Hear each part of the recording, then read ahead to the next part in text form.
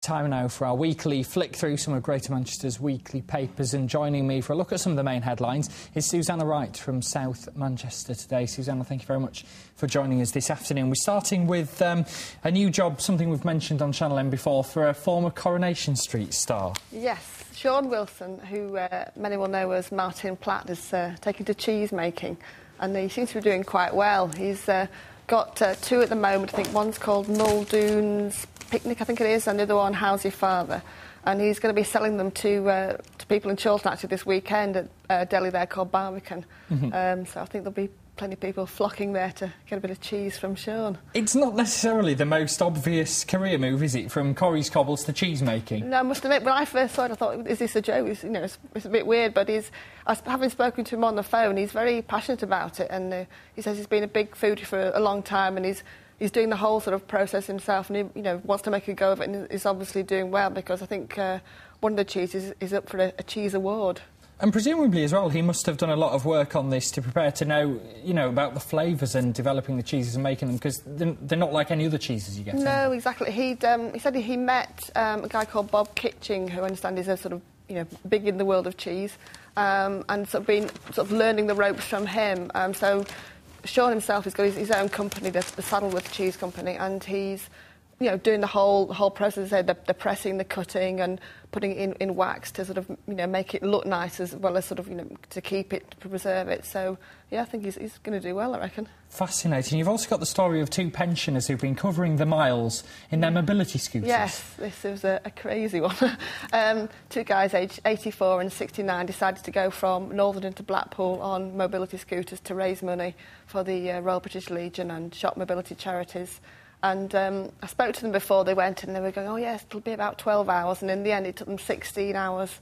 They got rained on 4 times, and they broke down, and they had all the curbs to go up and down, so they said they wouldn't do it again. Doesn't sound like a smooth journey at all, but certainly for a good cause. I think that's what made it all worthwhile. Absolutely, for them, isn't it? Definitely, yeah. I think they're both determined, and I think I hope they raise a lot of money for it. Now, the Tameside Advertiser, they've got a story in there about a beer that's being brewed in memory of a teenage girl. Tell us about that. Yeah, Francesca Lee Platt died tragically 3 years ago in a car crash. She was from Chorlton. Her parents own a pub in Stalybridge, and they're part of Hyde's Brewery, and the brewery has been making this beer for them, and they're having it as part of their food and drink festival this weekend.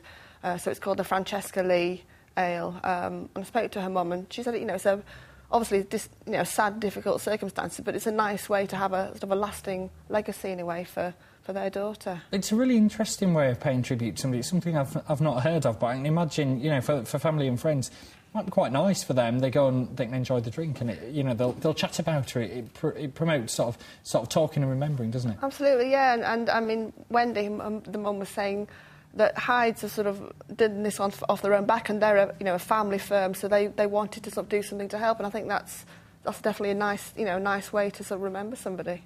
And finally, as well, a story from the North East Manchester Advertiser about a resident moving into a block of flats. She's on her own, though. She is. She's the first one to go into the iconic Chips building, which is being designed by Will Alsop to look like a sort of a stack of chips.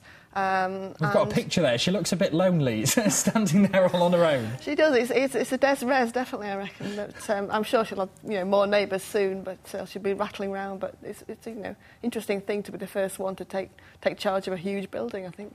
That's all right if she wants to have a party, isn't it? There's going to be no neighbours complaining with that one. Absolutely, yeah. She can get leathered all she likes. Thank you very much, Susannah, from the South Manchester Reporter there. Thank you very much for joining us.